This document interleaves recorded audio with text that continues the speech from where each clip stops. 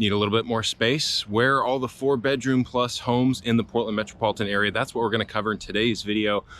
Show you where they're at, give you some prices, and show you where the higher concentrations are for those homes. All that and a little bit more starts now.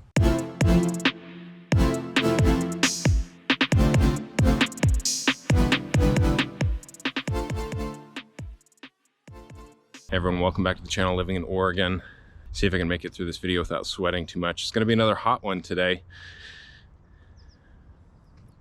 If you don't know much about Portland, we have a lot of hills here. So hills combined with this type of heat is a recipe for a lot of perspiration.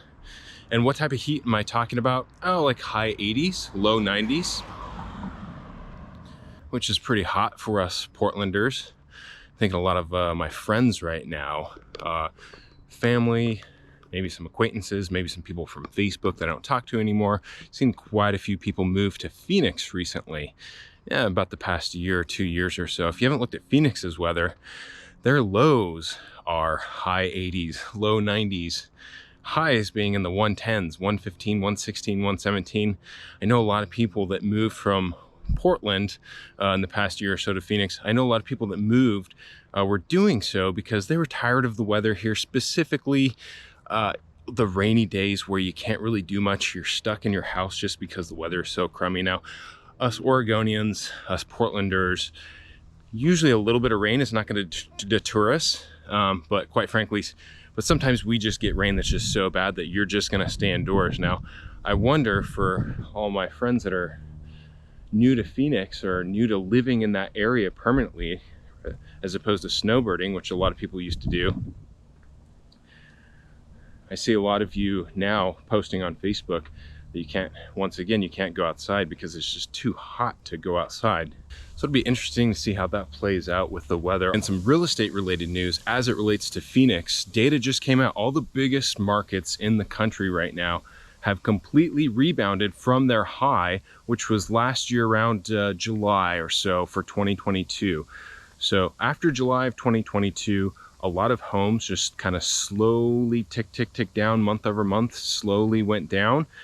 We're now back to the point to where every single market, the home prices are where they were at the peak in 2022, with the exception of Phoenix. I would imagine that Phoenix will get back to that point pretty soon, but Phoenix is one of the most speculative markets in the country. A lot of investors there. So probably the reason why Phoenix is going to take the longest to recover. But for all you people kind of waiting for that crash, still no signs of that coming. Like I said, we're back to 2022 peak prices right now, midsummer of 2023. So that real estate market combined with the weather out there in Phoenix, I'll be curious to see how some of my friends do over the next few years and how that turns out for them. All right, let's get on to it now. Where are you going to find the 4+ bedroom homes in the Portland metropolitan area? I'll start with Multnomah County first. We're going to talk about all 3 counties, including Clackamas and Washington County. You're going to find the most inexpensive homes east of I-205, which is going to be 25 minutes or so roughly east of like downtown Portland proper, and you're going to start right in the 400s. By the way, all the homes and the prices I'll mention today, this is all move-in ready stuff, so I'm not going to be talking about anything that's like a fixer, for example. And if you're not sure what a fixer is, sometimes I hear people kind of confuse that term. It's more of a technical term, actually. A fixer just means a property that's not move-in ready. It needs something so drastic that it might not even fund, by a lender. So it might need a new roof or something. All the houses I'm talking about, the prices I'm talking about today, are going to be houses that are move-in ready, might be a little bit older, might have a little bit deferred maintenance, might need a little bit of work, but definitely move-in ready. So you can find them in the 400s east of I-205 in Portland in Multnomah County. There's quite a few homes right now on the market, 4+ bedrooms in the 400s. If you want to be on the other side of 205 towards southeast Portland, then you're going to start to get into the mid 5s. Might be kind of hard to find something under 600. And then on up north there in North Portland, kind of the same thing, around the 5s to the 600s. There's going to be pockets of neighborhoods in there too that are going to have a lot of big houses that are going to be easily 7 figures, but you can definitely keep it under 600 if you really want to. And the highest concentration is going to be in southeast Portland, up into North Portland towards St. John's. Not going to find as much in northeast Portland. You're going to find a lot more condos, multifamily, smaller homes, good place for younger people, kind of a hipster place, if you will. And if you want to keep it a little bit cheaper than that, you could look a little bit out of city limits towards Gresham or Troutdale, which is going to be more like 30, maybe 35 minutes east of Portland. A lot of homes out there are going to be starting in the 400s. Might find some a little bit less than that, but also for you people maybe that are trying to stay away from some of the more undesirable things that have recently taken place in Portland, you might find a little bit less of that going out east into Troutdale or Gresham. That's a little bit kind of more where what you would consider the suburbs. Not going to find as many kind of good restaurants and the draws and the nightlife and stuff that you would in Southeast Portland out that far. But like I said, if you want to keep away from some of the things like the crime, the higher crime, which Portland has had problems with in the last few years, maybe look to Gresham or Troutdale. Now on the other side of the river, the west side, that's where downtown Portland is. Obviously not going to find a whole lot of concentration of large homes in downtown Portland. You're mostly going to find them sort of southwest, which would be like Multnomah Village, and then on up north towards the West Hills and over towards Bethany. Now total units right now as it stands, there's about 551 single family homes between the west side of Portland and the east side, split pretty evenly, although the west side is going to be significantly more expensive than the east side.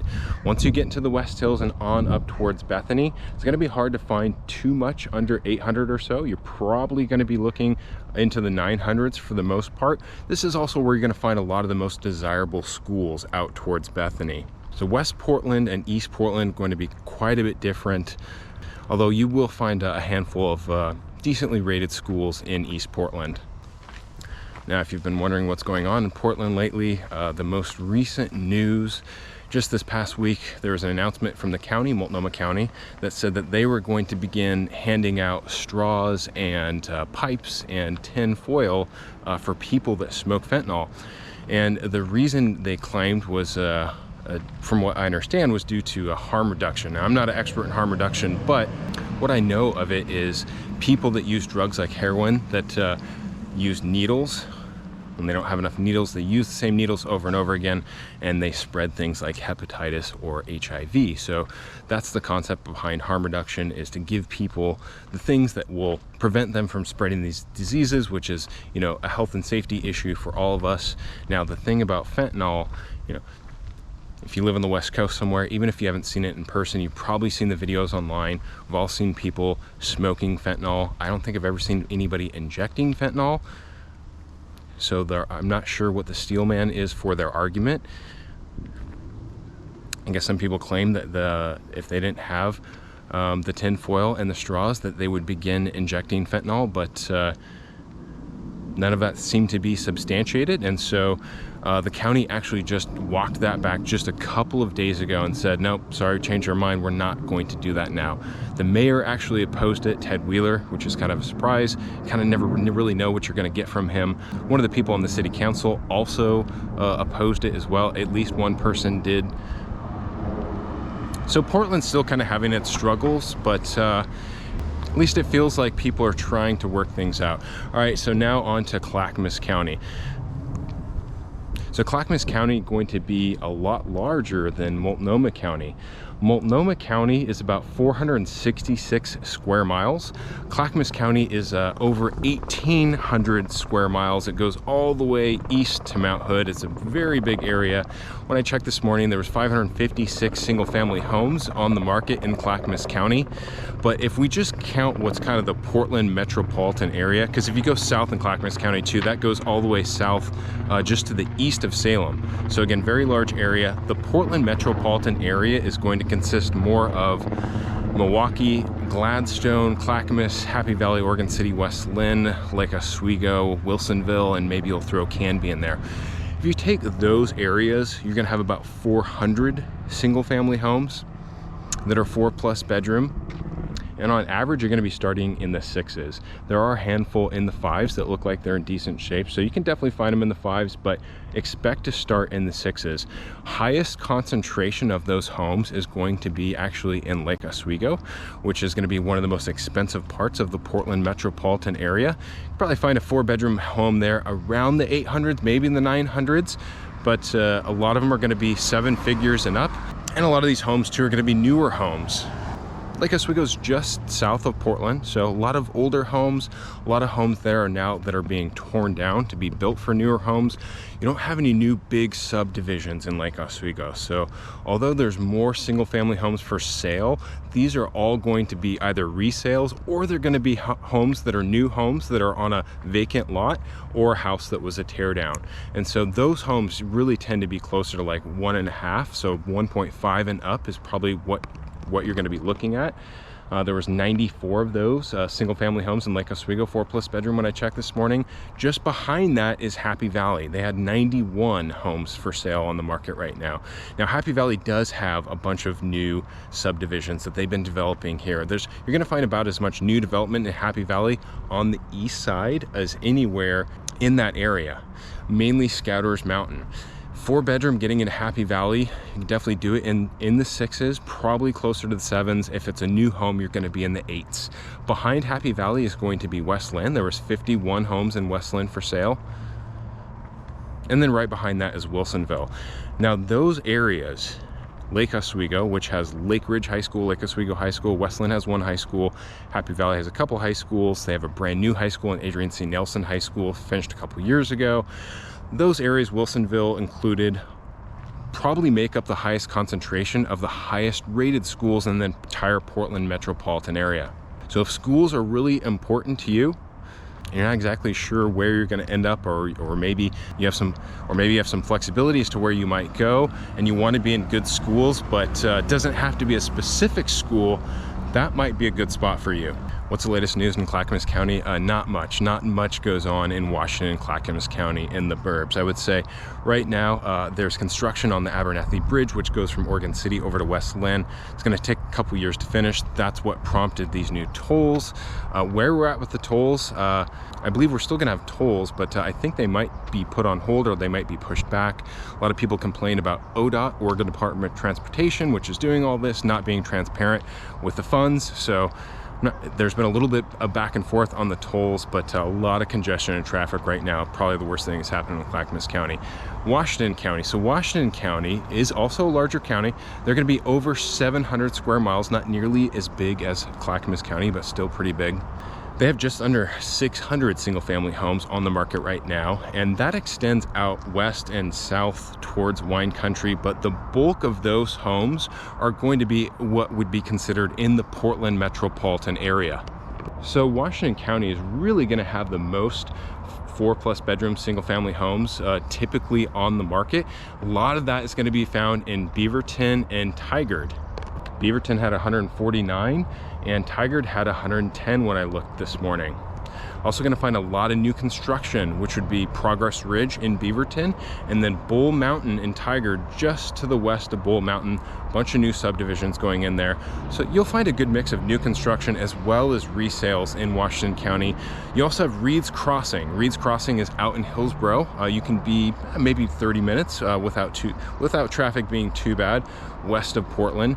Reed's Crossing is the largest by density mixed use subdivision in the state of Oregon. When finished, there'll be just over 2,400 single-family homes and just over 1,400 multi-family units. It will be anchored by a Market of Choice, which is one of my favorite grocery stores. If you're not familiar with it, it's a local grocer, started back in the 70s. This will be their 12th location. And think of it as like a New Seasons or Whole Foods, more health foods, maybe some products that you might not find at, a Safeway, Albertsons, Fred Meyer, like a Kroger grocer. That's going to be going on for at least a few more years. I'm not sure when completion date is. There's about half a dozen different builders in there.